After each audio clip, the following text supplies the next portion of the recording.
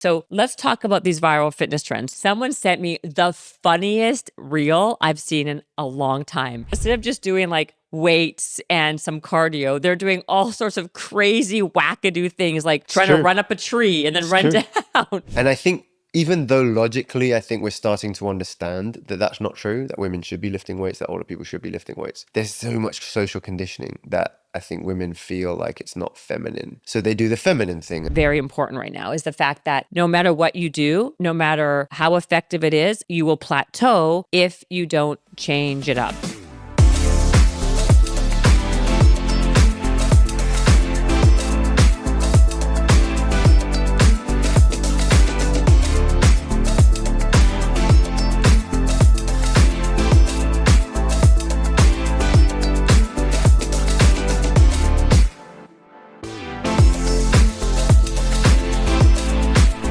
Hello.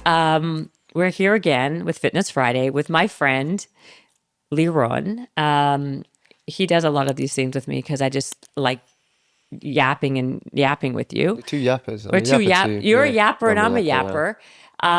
And I want to say this because I always forget. Guys, please do me a solid.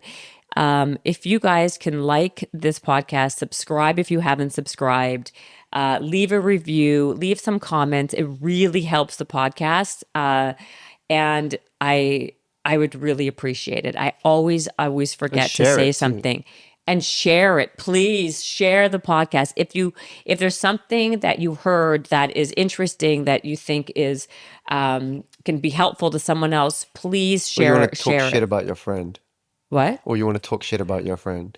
Why would you want to talk shit about your friend? You know, like plant-based, meat-based, you know, that type of thing. If you just want to send something as a... Don't listen to him. He's talking about a different episode. Just do me a favor. Like, subscribe, share. It makes a big difference. Okay.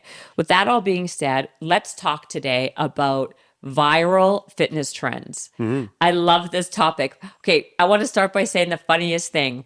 Someone sent me, speaking of sharing, someone sent me the funniest reel I've seen in a long time. It was literally a reel of a guy making fun of middle-aged women who basically will do everything, every type of workout, quote unquote, except an actual workout, right? Like, you know, so instead of just doing like weights and some cardio, they're doing all sorts of crazy wackadoo things like trying to run up a tree and then run down. It's 100% true. Well, that's why it was so funny. It was because it was so true. Like everybody, like all my friends, and we basically, or middle-aged women, they're going by the droves to try all these wackadoo classes and just to do anything other than the things that will be the most effective. Like nobody wants to listen to what actually works, which is heavy weights and some cardio. Instead, they literally will go and like will like go on a swing set and like just, you know, basically with your stomach and like go up and down. Swing set. There's always a swing set in there. There's always a trampoline, a swing. And by the way, I'm a victim of this too. I have my trampolines and there's a place for all of it. You're talking about like trendiness and stuff. Yeah, I'm talking about trends. Like they'll see something on TikTok or they'll see something on Instagram that looks like the new workout of the month or the day. And then they'll go and do it versus doing what's actually the most effective, which is weights, let's say. Yeah. And I also think running, if you're going to do a cardio workout, I think running is really effective. I also think incline walking with a vest, like a weighted vest or with hand weights, the most effective. And besides those two things for cardio, obviously I love walking. Walking is like an incline walk. You know, those are to me the most effective and the most easy to do. But people are like, will do anything but the things that work. Rucking, you know what rucking is? Of course, rucking is wearing a weighted vest. Yeah, or you're a baby like I do. Oh, you wear a baby. That's basically a weighted vest. Yeah. So that's what I find really funny. So let's talk about these viral fitness trends. So the one that's really popular right now is this 12% incline with 3%. You're going 12% on an incline at a 3.0 speed. Very specific. And for 30 minutes. Okay. Because some girl on TikTok. Bodybuilders have been doing that since the 60s. 100%. Yep. But some chick on on TikTok did it, and now it's called the 12-3-3 It's so workout. funny. It's got a name. Yeah, Wow. and everybody's doing it. That's It's great. like the thing to do. It's fantastic. And no, the 12-3-30, I think it's called, or the 12-33. I don't know what it's called, but it's basically 30 minutes at 3 miles an hour at 12% incline, and it's all the rage, which is, by the way, what I've been doing since I was like 17 years Yeah, old. this is You know not what I mean? this is not new stuff. Yeah. It's not new, but this is what everything kind of recycles itself. There's Yeah. like everything is cyclical, right? Like people are acting like they've never heard of such a crazy thing before, which was like it was like old school. And I old bet most school. of them are holding on the whole time, so it's basically just They probably are. I don't know. I haven't seen it, but I will say that, you know, with anything, let me just say this. I want to make sure this is a caveat that I'm saying that no matter what workout you do, if you're doing an incline walk, not an incline walk, whatever, any movement is better than zero movement. Right. Okay. But I want this caveat to be very, very, very important right now, is the fact that no matter what you do, no matter how effective it is, you will plateau if you don't change it up. So don't always do 12% at 3 at 3 mile at a 3 mile at 30 minutes. Maybe do 15 at like 2.6 or maybe do a 10 at 4.0. The more you change it up, the less your muscles will get kind of acclimated, and you'll constantly see or limit your plateau, basically. Limit the plateauing I situation. think in general, aside from just changing it, you want to constantly kind of progress. Well, Like you you do- want to make it slightly harder every time. I That's think so that true. Not every time. Like what I would say is I wouldn't do it every time. over time though. Over time. In the long term, you should be seeing at least some gradual increase. Like, but a lot of times, like for me, walking is my gateway drug to doing a more intense exercise. So you use it as a warm up. I use it more than just a warm up. So like I'm much more of a cardio junkie than I am of a weight junkie. So for me to actually get the like the not the motivation, but to get the pump and the energy to actually do weightlifting, I have to do my cardio first, because then it's like the gateway. Like I'm sweaty already. I'm already like in the workout long mode. do you do it for? Well, let me tell you, I'm already in the workout mode. So then for me to go into like to weights is much more of an easy place to go versus me having to like just go right into like a heavy like weighted extra, like heavy weights, because I will procrastinate and I will think of everything that I have to do besides that. But just starting to walk is so much easier than thinking to yourself, oh yeah, I got to go do like really heavy squats. Yeah. So if I just do some cardio, it could be like 20 minutes. It like really, really helps me go into the next thing. So did I answer your question? Yeah. You said how long do you Said do about it 20 for? minutes. It sounds like it's kind of ritualistic for you. It's a ritual. It's now associative. It's now like, okay, your body is basically getting the message. Okay, now we're working out. It's a habit. It's a habit. Leave all your other stresses and concerns at the door. It's workout time. It's a habit. And by the way, I don't care how many people tell me that cardio sucks. I shouldn't be doing cardio. I should only be doing weights. Because for me, if I don't do that cardio, my brain will be a mess. I'll have higher anxiety. I will start to get depressed. I will not be as happy. My mood will really, really be down, down the tubes. So for me, my cardio and a lot of people's cardio is more for their brain health and their mental health than it is for their physical health. Yeah, definitely. And like I said, it's a gateway drug for me to actually now feel energized and feel like I can like conquer the world, to go and like crush those weights. And which is really what I know what we should be doing as we age. Because as you get into middle age, that to me is fundamental. You need to do heavy weights. Yeah. So no matter what the fitness trend is, no matter what your friend Molly is telling you to do, you must do heavy weights. A lot of that, I think, is also social conditioning. I think it's that we think of weightlifting as a young man's game. So elderly shouldn't be doing it, which is the complete opposite of the truth. And women shouldn't be doing it. And I think even though logically, I think we're starting to understand that that's not true, that women should be lifting weights, that older people should be lifting weights, there's so much social conditioning that I think women feel like it's not feminine. So they do the feminine thing, and those things are in our society funny these things. silly. Not to say they're silly. I actually, again, I have a whole podcast on this, but like you Plug, should plug, yeah, plug. plug. So you should be doing fun, dynamic, novel things because your body loves that. It's play. What you're doing is you're playing, Yeah. and you're mixing Also, workout with play. I think not only are you mixing workout with play, it's great for your brain to be doing things that you wouldn't be doing regularly. Can it keep, like, it's good for just for your mental conditioning. Right. You know, so to me, that's why any movement is good movement. I don't care how kooky or wacky it is, but this is the caveat I was trying to say earlier.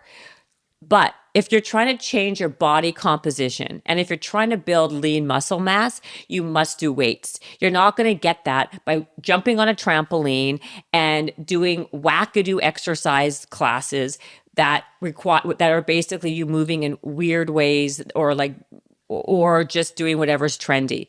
Like it does come down to old school, foundational, fundamental shit that actually moves the needle.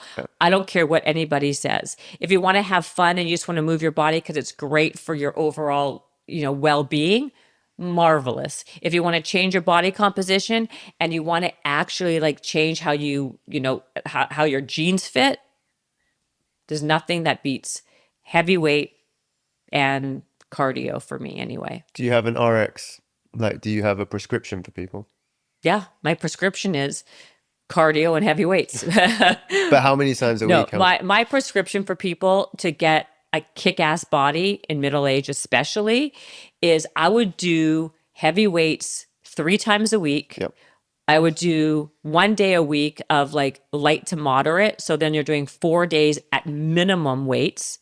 I would also do some form of cardio every day for at least 30 minutes. That could be walking. That could be, what I prefer though is incline walking or jogging. I wouldn't do too much of the running because it's bad for your knees. It can be bad for your joints, and too much running, quite frankly, can make you look flabby. I'm just being honest. That's why bodybuilders are always doing those incline walks. Yeah. Right. And people who are like in competitions, they're not running because you look skinny fat, right? If you do too much of it. Endurance runners look skinny fat, or they just they don't look like the ideal body that people are trying to go for. You want to have that body that everybody is ideally trying to get, which is like really toned, looking athletic. I would say those incline walks with the weighted vest or the hand weights every single day for a minimum of 30 minutes plus 4 days a week of weightlifting and eating enough protein, because a lot of your body is made in the kitchen. It's not made at the gym. It's not. I can work out all fucking day. And if I'm not eating like on point or eating enough protein and I'm not like keeping my eye on the prize, I won't. For some look reason, good. people really seem to, I think most people that I know seem to be able to do the workout part. There's rare people where it's opposite, but most people seem to be able to do the workout part, but they just cannot get the nutrition part together. And I don't know why. I totally agree. I think that's my problem. I think I'm already disciplined enough to work out like I work out like a fiend because I'm so now conditioned to work out like a fiend. Like I was saying earlier, it's become habitual. It's become my ritual. So my brain is intact because working out for me really helps me mentally. However, where I always slip up, and just because I'm a fitness person, blah, blah, blah, people don't think it's true, is my nutrition. Because But what's a slip up I'm to going to you? tell you right What's now. a slip up to you is going to be different than a lot of other No, people. but I'll tell you something. I'm obsessed with food. I love food. I love talking about food. I love eating food. I love going to the grocery store so I can look at food. I just love food. Like an outing for me is to go to Costco and look around for an hour, and I'm in heaven. It's crazy. So I mean, think about it though. It is literally your primary drive in life. Like a child's first drive after they breathe is to eat. That's what they want more than anything else. So it's so deep in our DNA, the drive for food, that if you're not a foodie on some level, if you don't love food, there's something wrong with you. okay, and I totally agree, but there are those people out there and I don't know, God bless them, where they don't live to eat, they eat to live. And they just don't care about food. Like my daughter, she could care less about food. She'll be like, I'll eat, I won't eat. She doesn't care. My son loves food like me. You know what I mean? Like there are people out there who just don't really care that much. And I just don't know. Like my brain is so wired to like think about food. Like when I'm eating breakfast, I swear I'm like, I can't wait for lunch. What can I have for lunch today? And then while I'm having lunch, I'm like, oh my God, like for dinner, if I have this, then I can have that. Maybe tomorrow I can eat this. Like it's a bad thing and a good thing, because for someone like me who's so preoccupied with like fitness and all that stuff, like it's a real brain, it's like a mind fuck, right? Because I know all the stuff I want to eat, I really have to be careful. So do you want to hear my theory on this? Yes, but I wanted to say one more thing. So that's where discipline is really required. And I can't rely on willpower in that way, because willpower will only last me so long. It's a and then battery. then I just like collapse and I'll eat. And I kid you not, I'll eat like 9 pizzas. So this is, do you want to hear my theory on this? Yes. And I've done this on the podcast too, but my theory is that we're all like that. And that's not an individual. I think people often personalize eating problems. They think it's a personal issue. And I think to some extent, almost all of Western, particularly American society, has the same problem you have. And so they feel like they're obsessed with food and they're always craving things and they're going to have to fight their desires. But my theory on it, and it's been tested, this isn't just me pulling it out of the sky, is that you're not obsessed with food. You're not, and I'm not talking about you specifically, I'm talking people aren't so much that they're obsessed with food and they have an unhealthy obsession. It's that their body is asking for nutrients. And so the cravings are actually adaptive and they're telling you, I want something. And the less you give it into it, the longer that goes and the more sort of extreme. So that's where binging comes from. Binging comes from this suppression, this artificial suppression from the head down, telling the body, no, we're not having this thing, XYZ. And then eventually the body, because it has to, rebels and forces the brain, the person, to binge because it's been suppressed for so long. So it actually makes sense. The body is saying, I don't know when I'm going to be able to have these nutrients in this pizza. You said 9 pizzas, right? I don't know when you're going to let me have pizza, so I'm going to stuff away 9 of them. So you get this extreme swing to swing. And the way to combat that, the actual solution to that problem, is to find the middle ground where you actually just eat what you want and you start to eat intuitively. And I think the biggest specific nutrient that people are missing is saturated fat. So the things we seem to love are the things that we're told we don't like. So we're told we're not supposed to eat. So we're told no salt, right? That's that. Maybe that was more when we were younger. Yeah, no right? No not salt anymore. is, But people used to no say no sugar. salt, Now no sugar, and no saturated fat.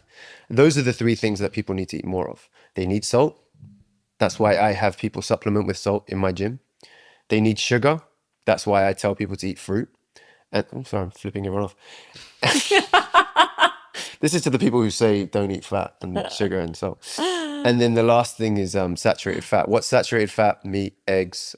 If you are plant-based, then you can get it from coconut and even cocoa butter. But those rich fats that we fucking love, cheese, eggs, butter, meat. I'm going to interrupt you. Only because I agree with you 100%. I think that I know you were really worried, but I'm gonna throw a monkey wrench into your thing, I right? love monkey wrenches. I think intuitive eating is a really great way to be. I'm much more of a realist and I'm a very practical gal. And I think that a lot of times people know that that's what they need to do and what they should be doing. However, it's much harder said than done. Agreed. And I think people are already programmed to be a certain way and they've done things for so long. It's very hard for them to unwind that and unravel that. So I don't believe that, there was this whole theory that, everyone should have a cheat meal, a cheat day, right? I don't believe everybody should have a cheat meal and a cheat day. I think that it can really counteract a lot of people, right? Like if you have a cheat day, right? you could end up having like so many calories in that day that it just kind of just like counteracts all the good stuff that you did that whole week, right? And it's like for your psyche, it doesn't work for some people. Yeah. So That can go wrong. Yeah, a cheat day, a cheat meal can go it could go horribly wrong. It could go horribly wrong. There could also be wisdom in it too. Like it really depends. Like talking about it is hard because it depends how it's done. It depends what the quality is behind that. It depends what the meaning is to the person for that cheat day or that cheat meal, especially psychologically, but also physically. If you feel like you're miserable 6 days a week, then then your cheat meal isn't going to work. Your cheat day isn't going to work. No, I mean, listen, I've tried this whole idea of like, oh, just eat what you want when you want and see how it works. Well, you know what happens? That's not enough framework. I know that framework doesn't work. You know what happens? You eat way more calories. Yeah, no. And so people over-index how many calories they're actually burning in their workouts. And then because they over-index that the amount of calories that they're actually working out, they end up eating a lot of calories and you're not getting a deficit. You need that deficit in your calories to lose weight, all right? Even for maintenance of something, you need to know it is pure. It is kind of a calculation. Like this is the amount of calories I need a day. No one loses weight on 8,000 calories a day. Nobody loses weight apart from Michael Phelps, maybe. Unless you're swimming 12 hours a day. Right. But I think that's why people have to have a come to Jesus and have a realistic expectations. If you were working out like a regular human being in the gym for an hour or 45 minutes, you're only burning like 300 to 500 calories, maybe 6 if you're someone who's like going at it really hard, right? People think that's like 1,000 calories because their watch says so. Their watches are almost always wrong. Okay, these trackers are not accurate. What often happens is if you burn 500 calories, sometimes what will happen is for the rest of the day, your body will just shut down 499 calories of your metabolism. So you will stand less, you'll move less, you'll breathe shallower. Like your body, your digestive system will shut down. Like your body will counteract that. So that's not necessarily like trying to exercise your calories off is not necessarily the best way to do it. No, you shouldn't be exercising your calories off. But what I'm saying is what you do is you think, okay, I burned this amount of calories. So now I can eat this much. And now I can eat this much more when your numbers are not even like realistic. No, yeah. And so you end up gaining weight. And like the best thing, the number one way for me to control what I'm eating and to know what I'm eating is to have food that is single ingredient or I know exactly the ingredients in. So I don't eat any processed food as much as I can help it. I'll eat only things that are grown that I know. So I'll eat like a pure protein. I'll eat like a vegetable and I'll eat fruit. I'll eat things that I know are like as single or minimal ingredient as possible versus like going out to a restaurant where they automatically a meal that you go and eat at a restaurant, you should just add another 500 calories. And it's also not just the calories. It's like that, what you said about the minimally processed foods. The reason it works is because that's natural foods that your body can understand that. When you're eating these hyper palatable foods that are processed, that basically hijack your brain and your taste system, that's when things go awry. Oh, I agree with you. That's we could do a whole podcast on that. But I'm talking about like if I'm going to have a chicken breast, right? I just want to have it grilled, like it's with some olive oil and some very, very simple seasonings. Versus if I go to a restaurant and think I'm just ordering a chicken breast, a lot of times they're putting a lot of other stuff on it or in it, but putting extra butter. They're putting more oil than I would like. They're cooking it on a surface that probably had lard on it. So the calories get exponentially higher with shit and fat that you don't even want on it or need, right? So like a good way to kind of offset that is A, make your own food, right? And be cognizant of those things. So when you go to a place and you're like, you are tracking your calories and you are tracking what you're eating, always add in an extra 300 to 500 calories. So you have that like bumper. It's very hard to be in perfect shape or the best shape you can be in without cooking all your own food. Yeah. If you're eating out 3 times a day, it's very hard. No, it's really hard. You will. It can be done, but it's hard. It's super hard. Yeah. So I think that's basically what we are talking about on this podcast. I think that's good. Guys, just watch what you eat. I think at the end of the day, these are the takeaways. The takeaway is try to cook your own food if you are trying to manage and monitor your weight loss or fat loss, or overall your body, what you're eating and what you're doing for your body. Add some calories that you're going to be taking in if you're eating out, but try to minimize that. Do heavy weights for body composition and some cardio, and do movement. Any movement is better than no movement. So do your wacky exercises and your wacky classes and enjoy yourself. Get the swings out. Yeah, and the trampolines. Yeah. All right, thank you.